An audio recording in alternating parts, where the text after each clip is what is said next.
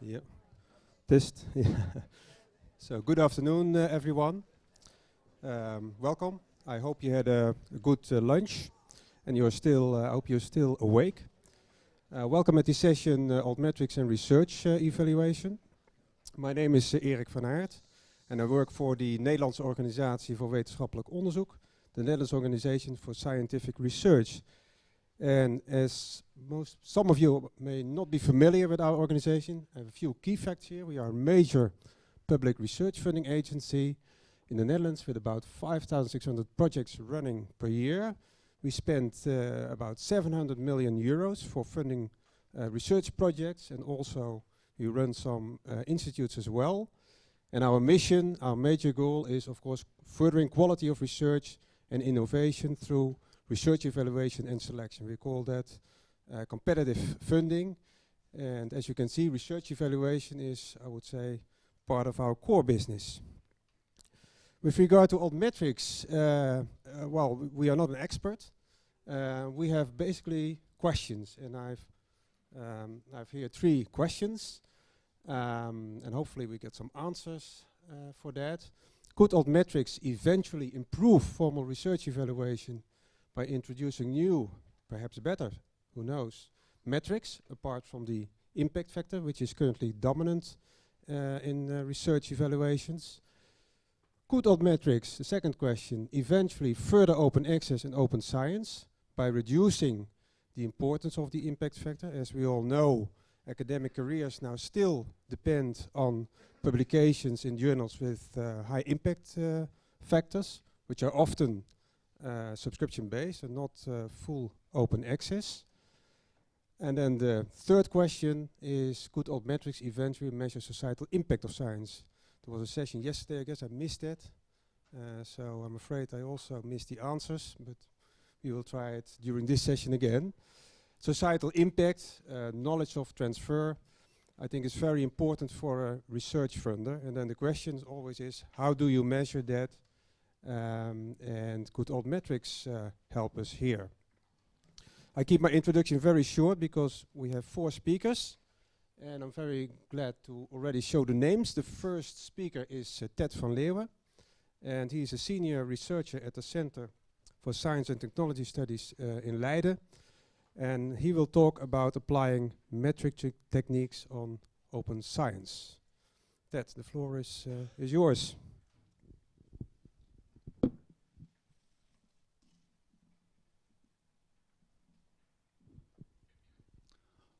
Well, thank you very much for this invitation in this session, Erik. And thanks for hosting me here.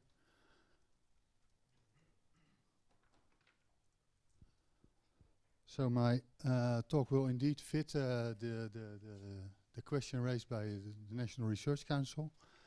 So let's take it away. I've got a very short time interval, so let's start immediately. What I want to talk to you about is a call that we received in July by the EU on the question, could we analyze trends and drivers on open science in Europe? And starting assumptions in this call were, in the first place, that open science is already a well-established practice all across the scientific landscape in Europe, or actually globally. That can be measured all along the full knowledge production cycle, and actually that more and more tools are becoming available for measuring openness, open science in that process. So let me first give you a little tour de horizon. And actually this is about where the metrics comes from.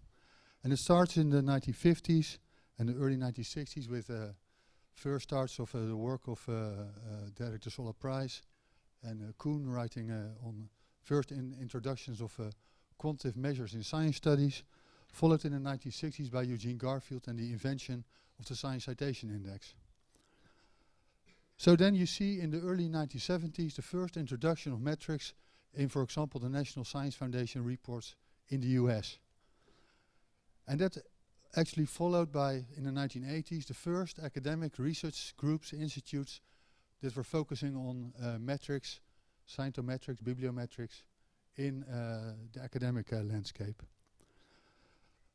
Later on in the 1990s, you can see all across Europe the introduction of metric techniques on both national observatory-like institutions as well as in disciplinary assessments of research performance.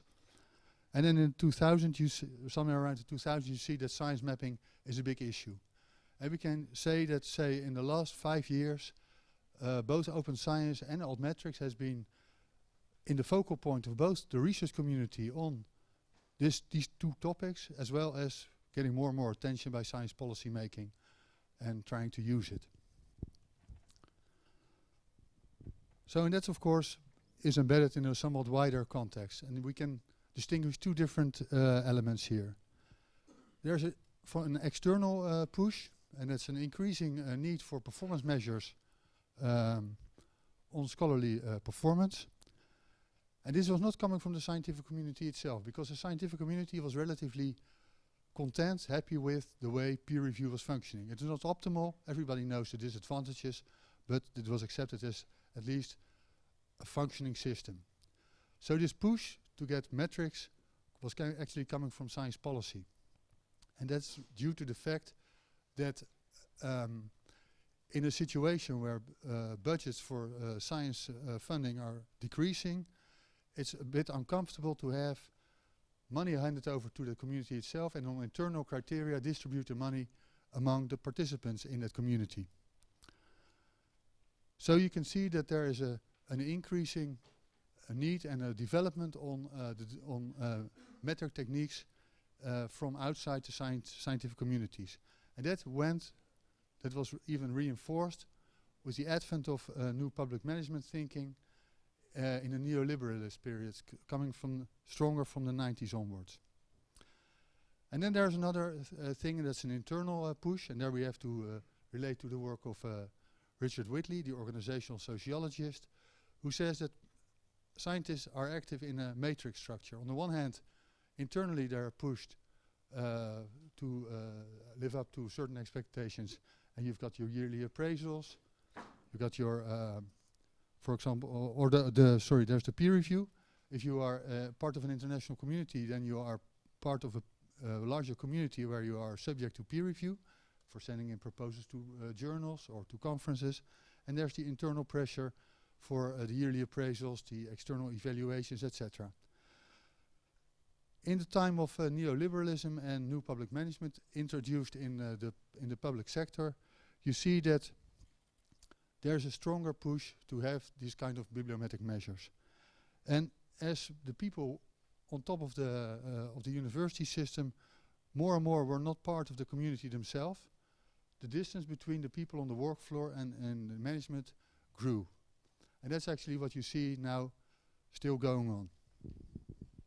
So let me now take you to the proposal that we received. And what you see here is actually a trimmed down version of the knowledge production process, or the credibility or credit cycle, introduced by Bruno Latour and Steve Woolgar in their 1997-79 book, Laboratory Life. Oh, I'm sorry, this is going a bit too fast.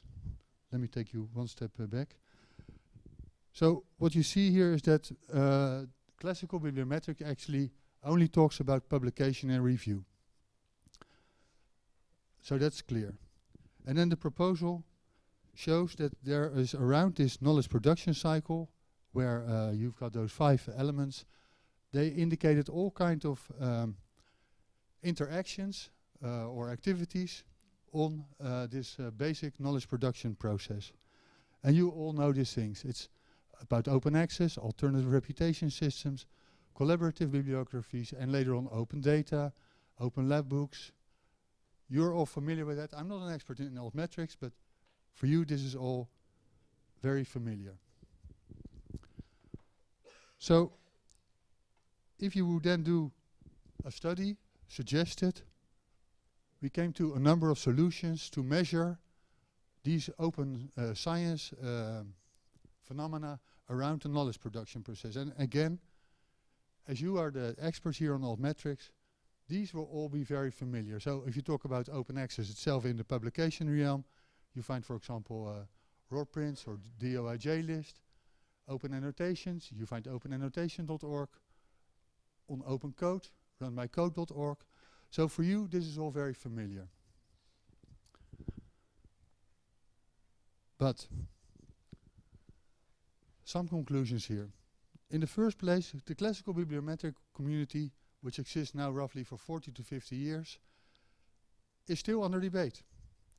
We are still debating and arguing about classical bibliometric measures. For example, what's the meaning of a citation?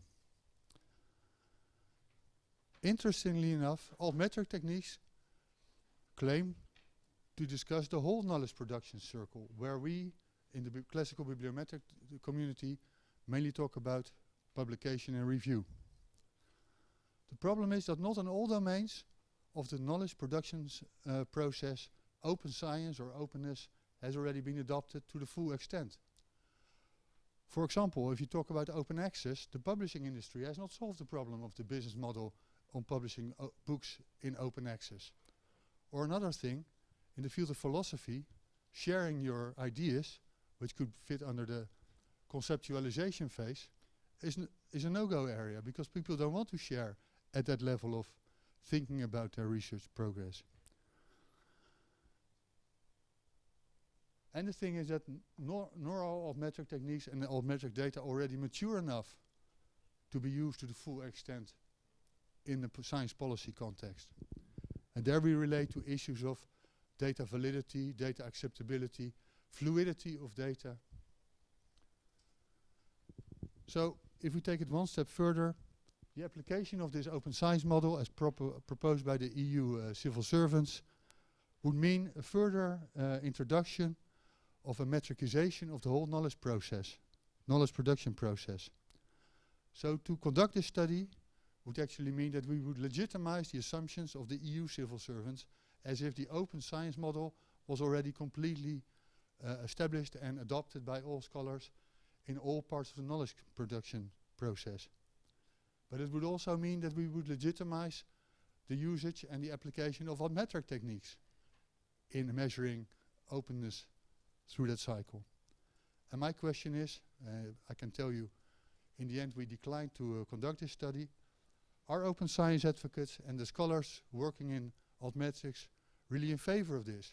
So my idea would be or my call to science policy would be, give more space for the scholars on open science and altmetrics to fully elaborate what they're doing, and before that has been, say, established, and it might take some time, let them give them some space to get to work on data and techniques that are really valid and reliable. Thank you very much.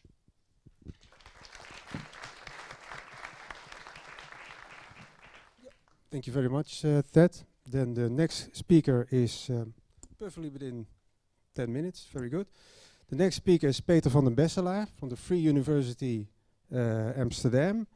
And his the title of his presentation is quite interesting. What is altmetrics? That's what you're going to explain to the audience. And how to proceed with it with regard to research evaluation. What is the microphone? Oh, this one, yeah. Okay. Yeah. Actually, I changed my title, but the talk remained the same. No, I decided that yesterday. Okay.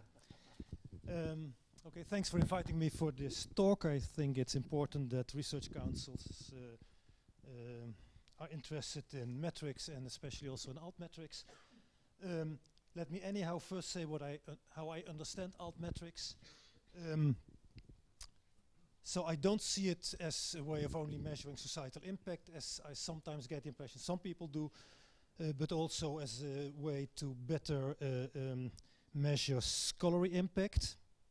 And then I think there are many possibilities, so we can use all data to answer new questions, so bibliometric data not only to measure citation impact and publication productivity, but also other things. I will give you a quick example later on.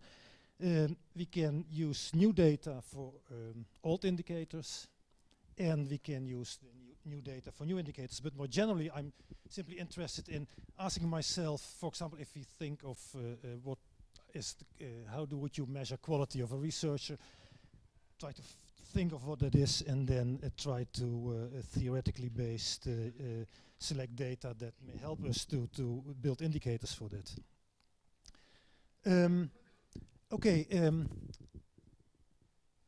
In the research evaluation, metrics actually, as far as I see it, plays no role whatsoever, because that is heavily based on peer review. And now the question is, would it be better if we would introduce more metrics in research evaluation and in grant selection? And now what I will do is I'll first show why metrics is needed in grant selection process and research evaluation with one small example, and then 3 small examples of what I would consider as a way to proceed in developing Altmetrics indicators for quality of actually 3 different things. Of course, the quality of researchers, measuring their performance, the quality of a project, but also the quality of the institutions of the science system that have to support the system and researchers to do their work. Okay, let me first give you an example why I think metrics is very important. Years ago we did actually for the council a study on to what extent the council selected the best, the research with the highest past performance. I did that about 7 years ago with Ruud Leidersdorf together. What we now did is we did a follow-up study because these people got their grant around 2004, and now we can, of course, afterwards say, okay, these were early career researchers. Did they now, those that got a grant, are that the better ones if you look back 10 years later? And what we did is searching for them on the web, and actually almost all remained in the system, so we could trace them all and find their current status in terms of performance and of career. And this is the statistical analysis on predictive validity, so to what extent those that got this early career grant in fact now 10 years later perform better. They do if we compare the successful ones with all the non-successful ones, but only slightly, not at all in all indicators. And if you compare the successful ones with the best non-successful applicants, we find that these best non-successful applicants outperform the successful ones even more than they did 10 years ago. Okay, so that suggests that we have a problem in selecting the correct people. And this is especially important because these career grants are very important, because here you see a graph representing the current position of those who got a grant and didn't get a grant. And you see that the red ones, which are the grantees, that they have a much faster career, so more than 35% of them is in 10 years after getting the grant full professor, and about the same percentage is associate professor, and that doesn't count for the other ones. If you would make a gender difference, the situation would be even more stronger. So women actually, if they don't get a grant, suffer even more than men do. Okay, so if this is the case, then metrics is useful also for research evaluation and selection processes in councils.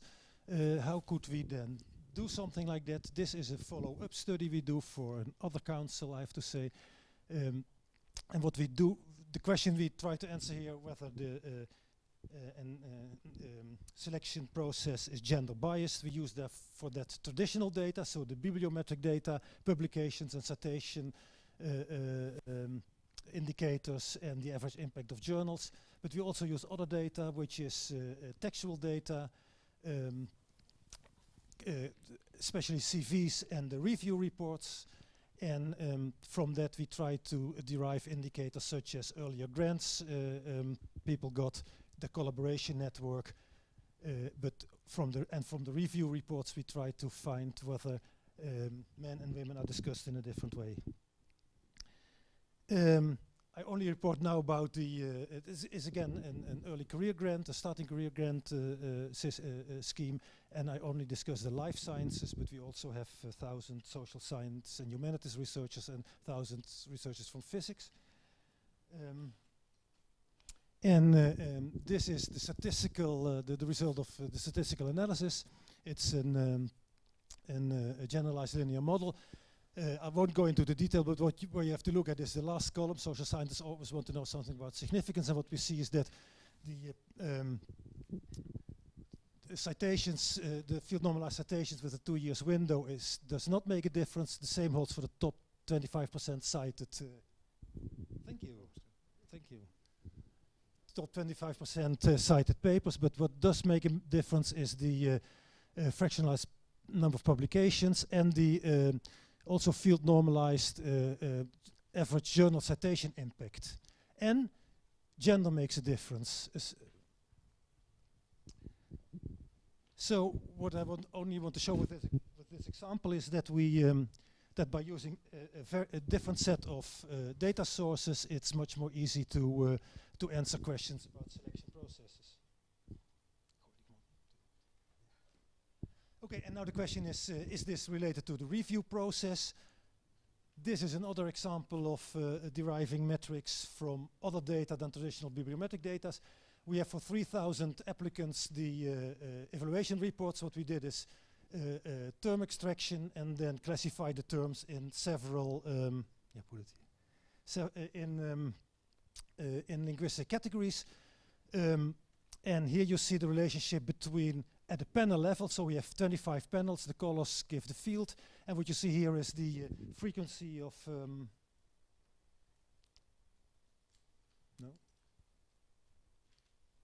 the frequency of negation words used in the reviews of women relative to men, and here we see the success rate at the panel level, male divided by females. And what we see is that indeed the more negative words are in the review reports for women relative to men, the bigger the difference in success rates between men and women is. And what we indeed also see is that the red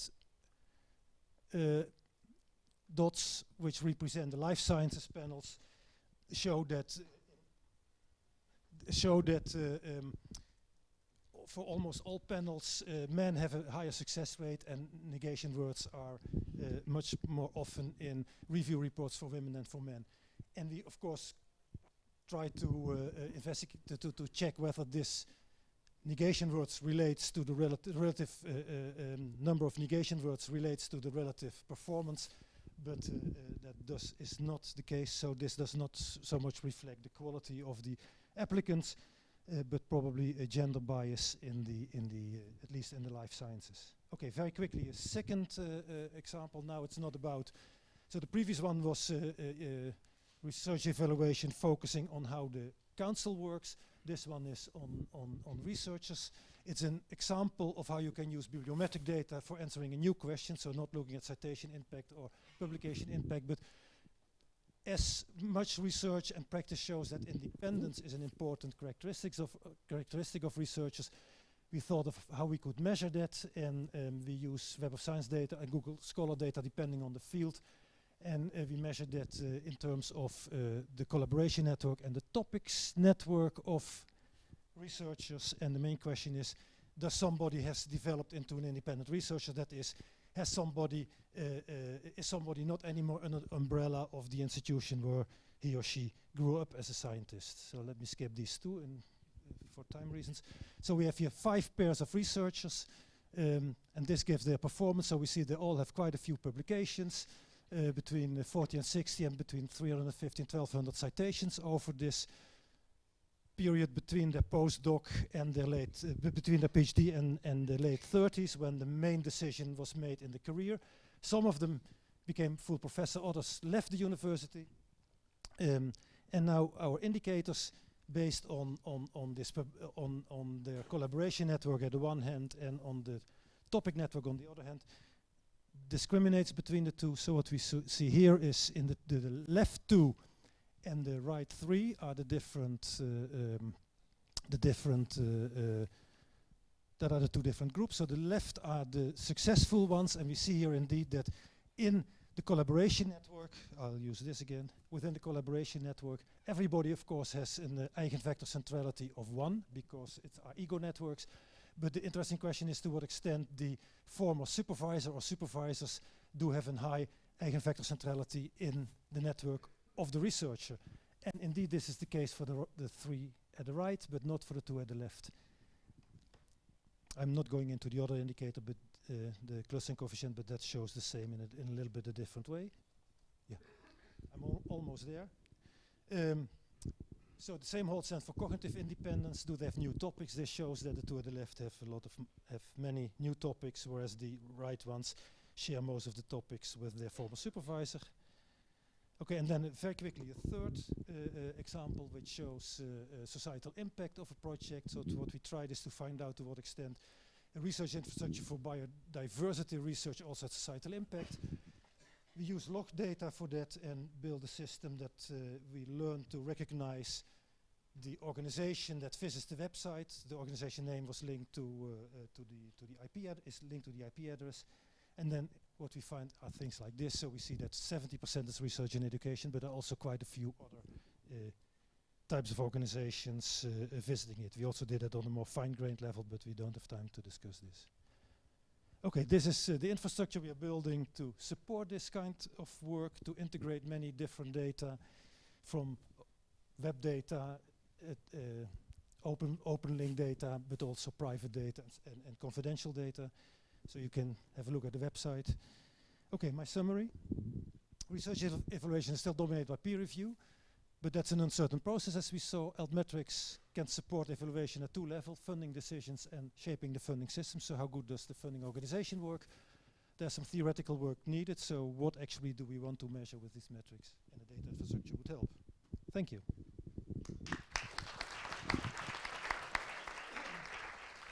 Thank you very much, Peter, for these interesting examples. Next speaker is Eppo Bruins. He is director of the Technology Foundation STW, which is actually a part of NWO. And he will talk about innovation indicators. And he also has a very intriguing title. I hope he still has the same title. Why is the future so hard to predict? Okay. Thank you, Erik. Well, I'm glad that we started with the first talk by Ted, because he has really made us quite humble. Citation impact is limited in its use and in its validity. We have started off by counting like 50 years ago, as Ted told us, and then we went to citations. And indeed, we talk numbers. But if we go to impact in society, there is this third mission of universities. Next to science and education, we have societal impact. And really, that's hard to define. And actually, there's not one crown indicator. There's not one number that is valid. And there's always a story behind it. So, interestingly enough, STW, as part of the National Funding Organization, we have never ever used number of publications nor number of citations as a measure of quality. STW is the technical and applied sciences part of NWO. So we fund applied sciences. We fund engineering, not science. And publications and citations just don't work. It is not a measure of quality, and it's certainly not a measure of impact. If I use the word impact in my talk, I don't mean citations, I mean impact in reality. That's what engineering is for, to have impact in reality. So I want to bring you to reality. How have we been doing that for the past 35 years? Because that's how long STW exists. Well, first of all, we have said that indicators should be measurable, right? Numbers, there should be some quantitative part in it. They should be available and reliable.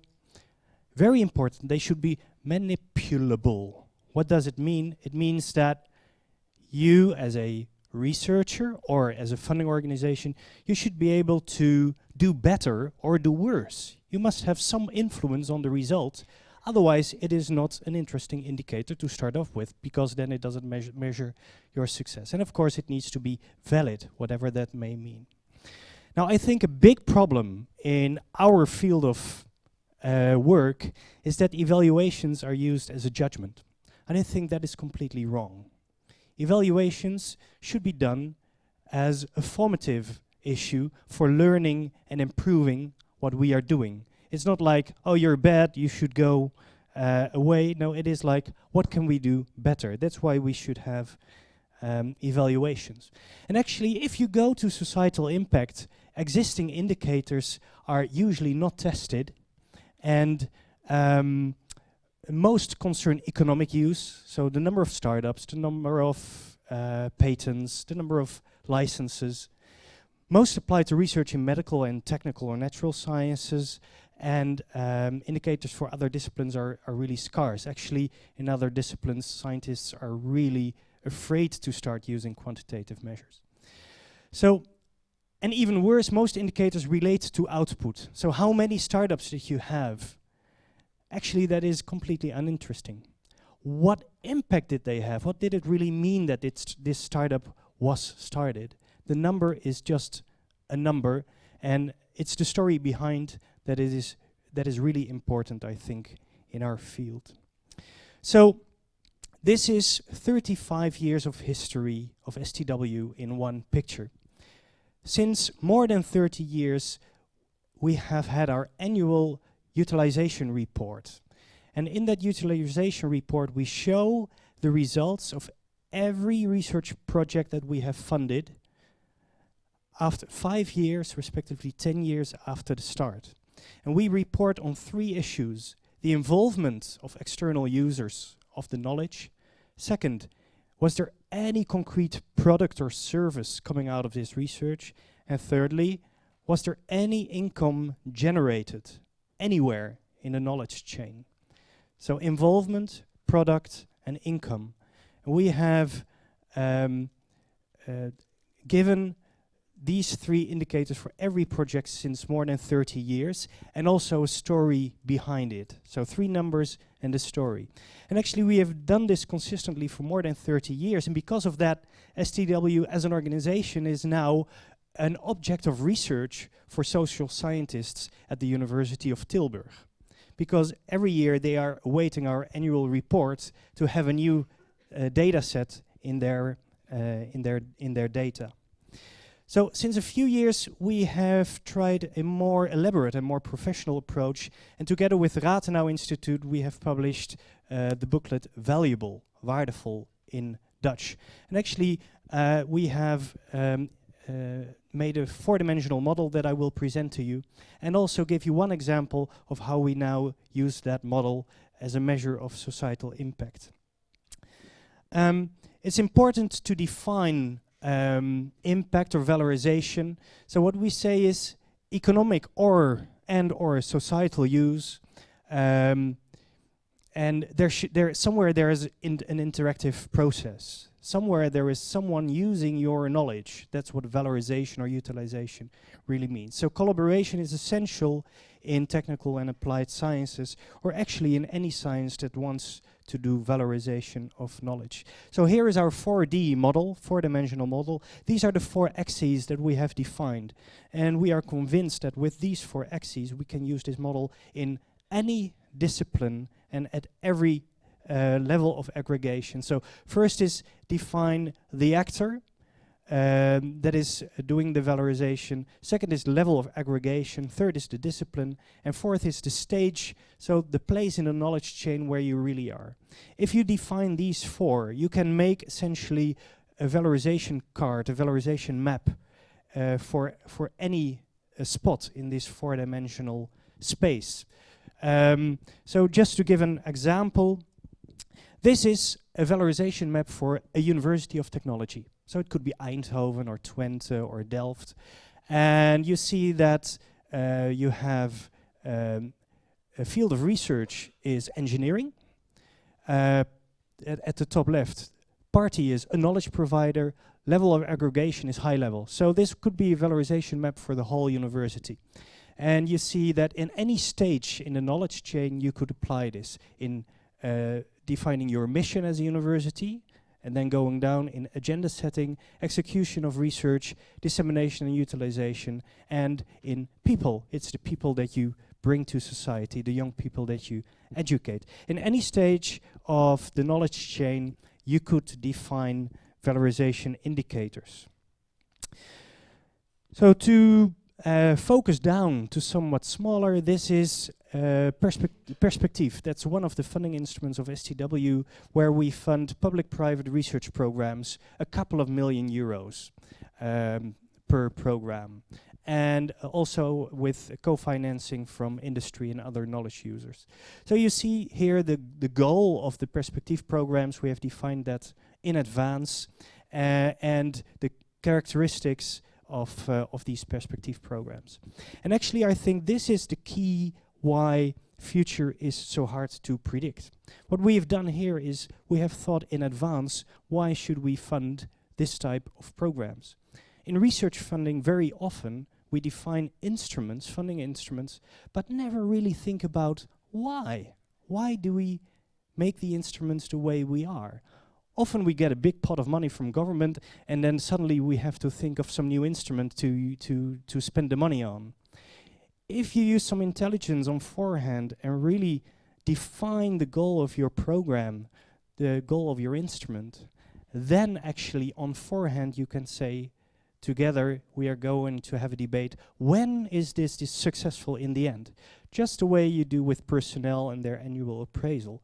On forehand you have a discussion about when are you successful? When we look back on the coming year, a year from now, when can we say this was successful work that you have done? Actually, if you would not be surprised by doing an evaluation, but start off by defining the goals clearly and your success factors, actually evaluation becomes much easier.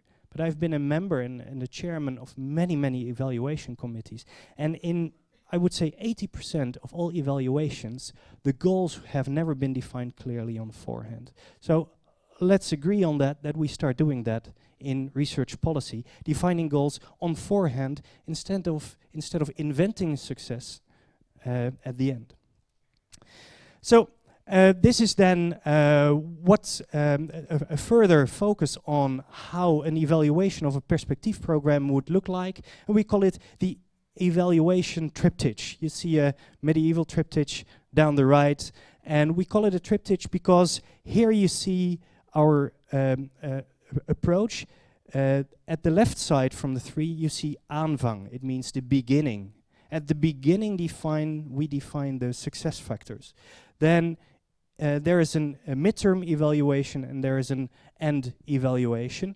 And we define inputs, outputs, outcomes, and impacts. Outcome is really the effect of the output. So usually you only see evaluations having inputs and outputs in research funding. We want to look at outcome, which is the real effect of output. And the impact is really what it means. So impact is also the story behind it, the meaning of the outcome. What does the effect really do in society? And then we evaluate the program, and we learn from it and try to do better. Yeah. So here you just, this could be a plethora of things you can put in, and you must control this a bit. So here we have given our personnel some examples of what are good indicators and bad indicators. You can't read it. Don't worry, I can give more information if you're interested. I've made it really small so that you don't start to read it. And here is just a number of examples of very concrete success indicators of societal impact that our personnel can choose when they start a new research program. They can just pick, and we have defined what are good indicators and what are bad indicators. And good indicators always are a number with a story behind it. The number is never the end of the story. Qualitatively is also going along with quantitative research. So the first triptych that we will make will be the GenBiotics program, a program on new antibiotics in the Netherlands. It will be coming up soon according to this new method. That's all for now. Thank you for your attention.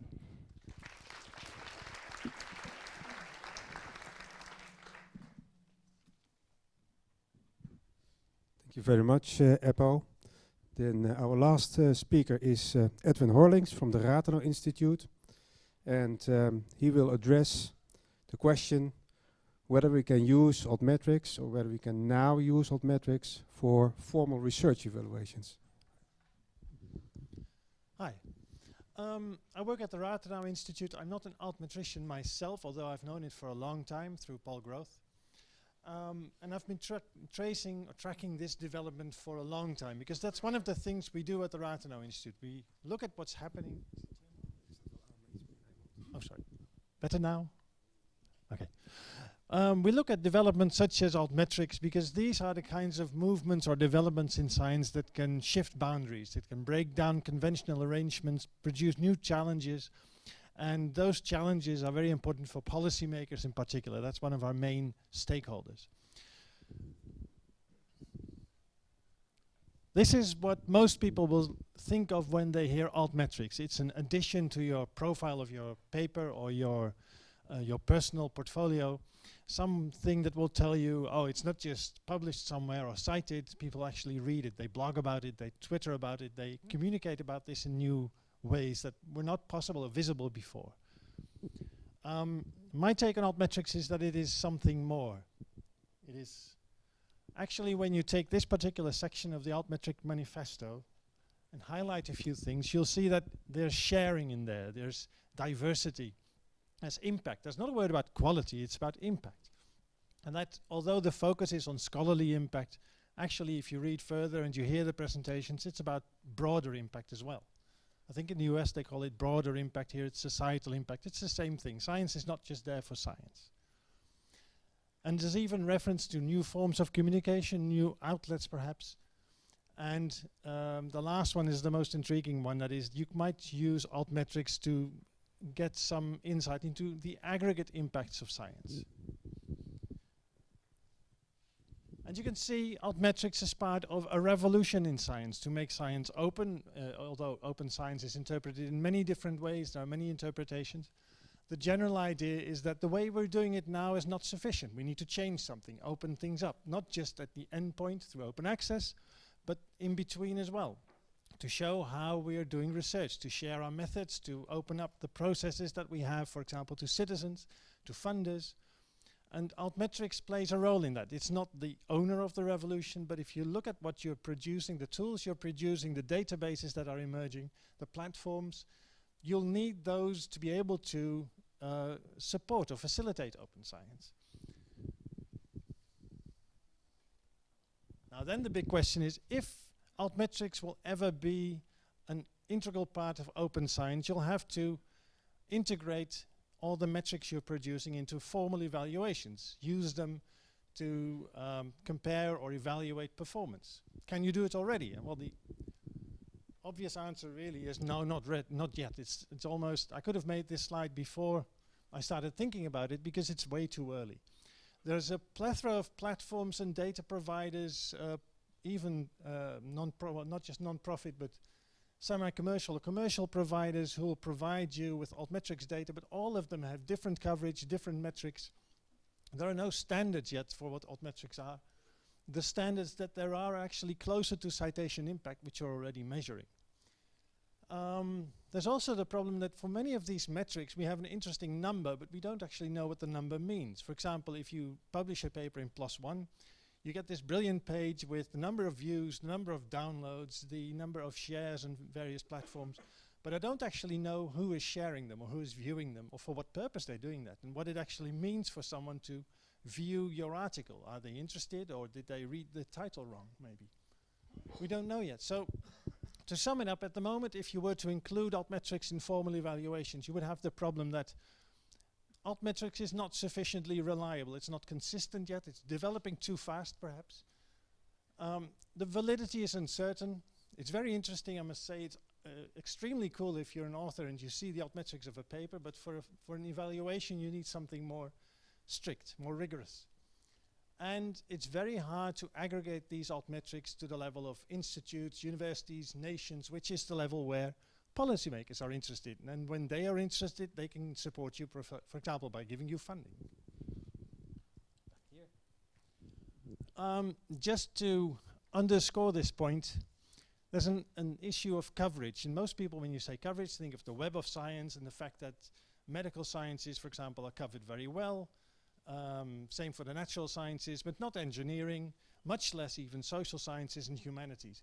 There's also the problem of worldwide coverage. If you look at internet penetration in countries, of course scientists generally have better coverage, better access.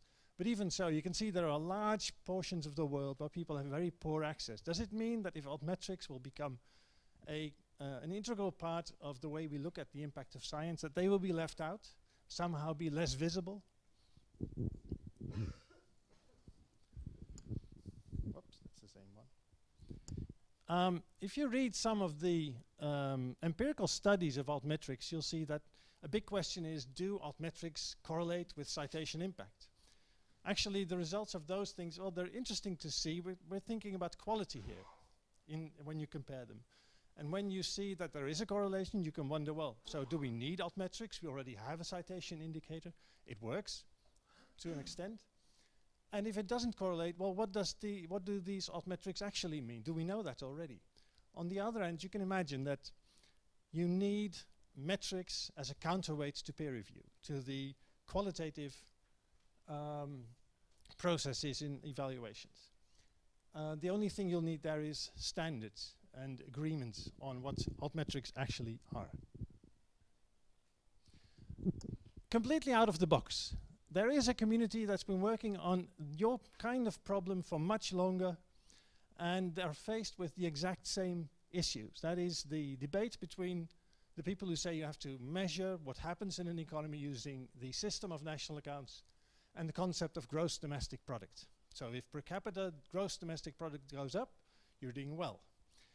And there is a whole other group of people who mainly think from a sustainability perspective, who say, well, GDP is flawed, it is in some sense even perverse, and you need a much broader set of indicators to see how people live, how well they're off, how well they will be off in the next generation. And they have the same issues. There is a well-established indicator that is about as old as the Science Citation Index, or even older, with a whole group of stakeholders who support it. And on the other hand, you have scientists, policymakers, prominent institutes from around the world who are working on a whole set of indicators for well-being. All of them different, none of them have the same coverage. Not all of them are easy to roll out, for example. Just to give you a sense of what we're talking about. This is GDP's problem. If a supertanker were to crash off the Alaska coast in a nature preserve where there's very little economic activity, this would be good for GDP because it all has to be cleaned up. So all these environmental cleanup services come into action and create jobs. Very good for the economy. Obviously not so good for well-being. This is what Bhutan did. They have very low GDP and figured out that there was no way they were ever going to progress in those terms. So instead they defined gross national happiness as the national indicator. And in between there's a huge community of people who are trying to derive standards for the measurement and aggregation of well-being. And at the moment they are as far as you are now. There's a whole range of metrics and they don't all add up. It's not always clear what they mean. The only way they can ever find out is by building a community like yours, meeting in venues like this, and keep on working to get somewhere. So what could we have 10 years from now? I'm hoping somehow that we won't just have journals with articles and conferences with proceedings, but all kinds of new outlets, new forms of communication that will be recognized as adding to your reputation, recognized for evaluation in a formal evaluation. And that Altmetrics will have a common standard that you can use to facilitate that. Maybe 10 years is too short, maybe it's too long. I'm also hoping that Altmetrics will not just be about scholarly impact, but societal impact. Because the one thing that societal impact lacks is a good way to measure it. It needs definition as well, but that may actually be something that Altmetrics may help find out, what it is. I'm also wondering if Altmetrics will by that time no longer be called Altmetrics, but Conmetrics. Con as in conventional, not conning. My advice to the Altmetrics community would be to keep your eye on the ball, not just to keep doing empirical studies so that you can publish in conventional academic journals, but to keep your eye on the bigger mission. That is, produce alternative metrics to support open science and support new ways of doing science and communicating science.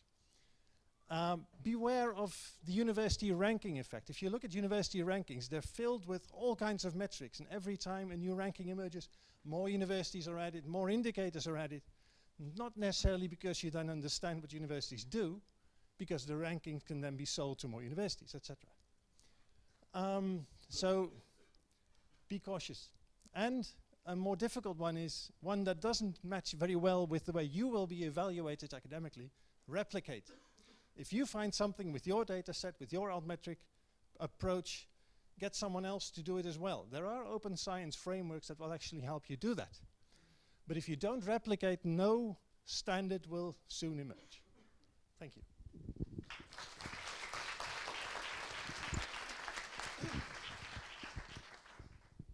Thank you very much, Edwin. Well, that means that we have 10 minutes for questions. Are there any questions for the speakers? We have one.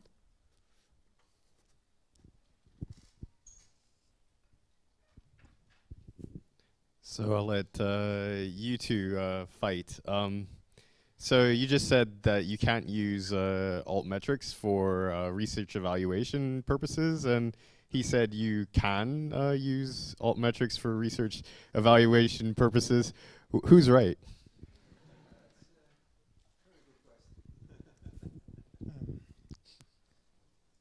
Well, I guess I said I do use altmetrics for research evaluation, so which is the answer on the question, can you do this?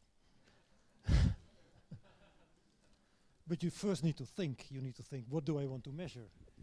And for example, if you think that independence of researchers is an important characteristic in when you want to decide about grants or about jobs, then you need to think of what constitutes independence and how could we then make that operational, and what kind of data could we use for that? And we can use traditional bibliometric data, so not using them in the traditional way, but using them in a new way. But we also can use new data for that. So we use the independence indicator also for social scientists and computer scientists. And then, of course, we don't use the Web of Science, but we use Google Scholar data.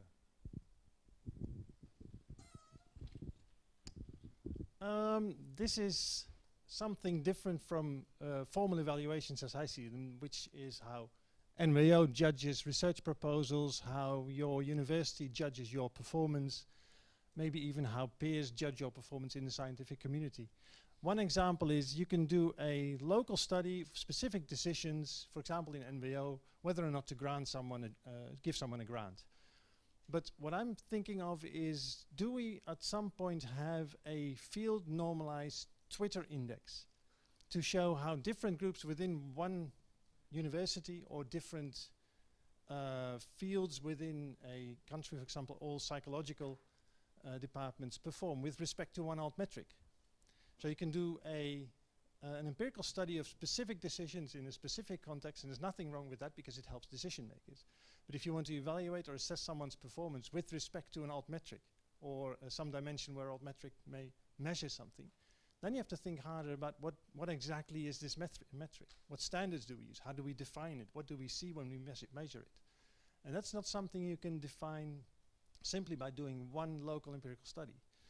On the other hand, that said, in the Dutch standard evaluation protocol nowadays, you're allowed to tell how you want to be measured when your evaluation is assessed with respect to the mission that you define. Like Eppo showed, you're allowed to fill in the blanks for each of those components and say, this is the metric that is relevant for that particular part. And you can use altmetrics for that. And you don't need to use the altmetrics that someone else is using. You can just say, well, the number of times that I got in the media, and I'm going to measure that using some altmetric, is an indicator that I want people to use when they look at my performance. That's not allowed everywhere, I know. So. Any other questions? Yeah. Hi, this question is for Eppo. I'm wondering if he can share with us a little bit of his perspective about what it's like to have these conversations with individuals as they select the criteria by which they would like to be evaluated, as they select those indicators, and if you have any best practices for facilitating a productive conversation. Well, thank you for this question.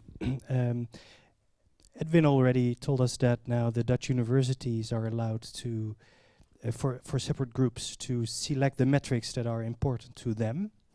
That actually is a direct cause of our little booklet Valuable by Rathenau and STW. But we do not have any influence on, are these talks really being managed? So in our little booklet we give some tips, a handle on what are valid indicators and what are not. So they should be manipulable, they should be accountable, and essentially it is, as I said, not different than what you do with your personnel. So I'm a manager over 65 people, and I just have a serious, intelligent talk with my employees about what it is, what it really is, what you're doing. Why is it important, and why is it important to you, and how do you want to make the difference in with your colleagues and with the outer world? So I think it is an intelligent talk that you need to have, and a serious talk with these people.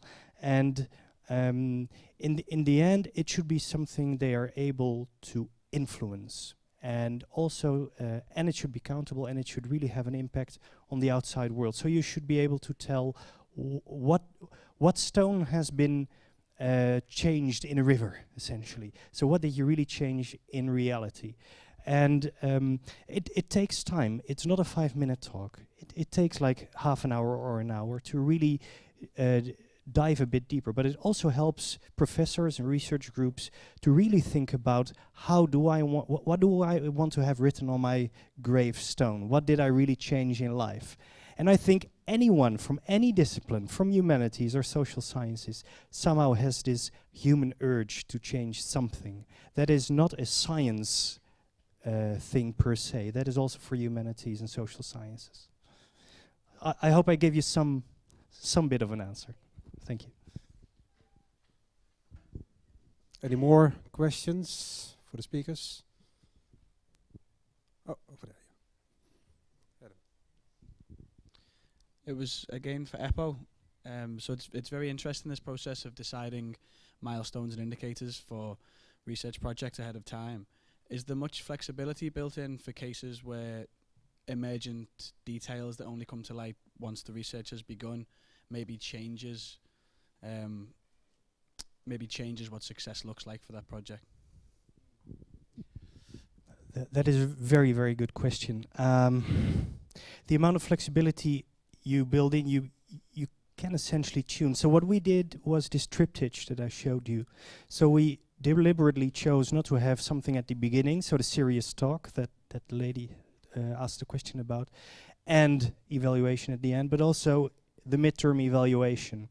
And actually the midterm evaluation is not intended to see, oh, are we halfway with counting all our indicators? It is also exactly the point that you state. You have to see whether the indicators that you chose at the beginning are still the relevant ones, are still those that you use to define success. And those might change during the midterm evaluation, and then you can make a new contract essentially with this research group about what success in the end should look like. You might have 2 midterm evaluations if you, but you should be careful that you don't change too often, because then I think the validity in the end will disappear. Yeah. 2 minutes left. Any question from the speaker? Let me briefly react on Edwin's remark on small studies.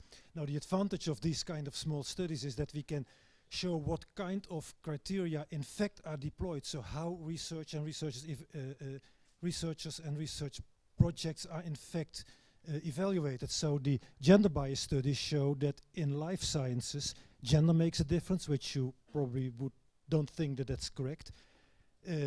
Journal impact made a big difference, which you also may not think that is appropriate.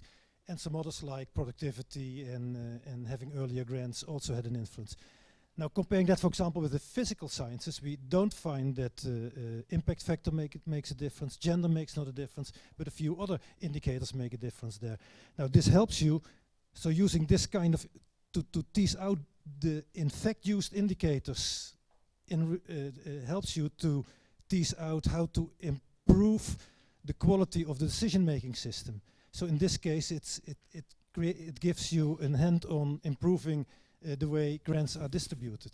And so it's not that small-scale studies are not, do not lead to a shared understanding of what an altmetric indicator should mean or should be used for, but it's the other way around. You tease out which indicators are in fact used. And asking the question, what do Twitter counts mean, I think doesn't make any sense in terms of evaluation if you don't have an idea what they could mean and why they would be relevant at all.